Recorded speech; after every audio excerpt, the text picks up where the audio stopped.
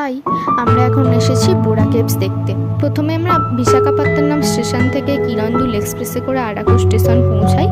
আর তারপরে ওখানে আমাদের ট্যুরিস্ট বাস দাঁড়িয়েছিল, সেটাতে করেই আমরা বোরা কেভসে এসেছি। আর এখানে আসতে গেলে কিন্তু গেটের সামনেই টিকিট কাউন্টার আছে, সেখান থেকে টিকিট কেটে তোমাদের এখানে আসতে হবে। বাচ্চাদের জন্য আলাদা আর অ্যাডাল্টদের জন্য আলাদা, আর যারা ক্যামেরা নিয়ে আসবে তার জন্য আলাদা টিকিট চার্জ করবে।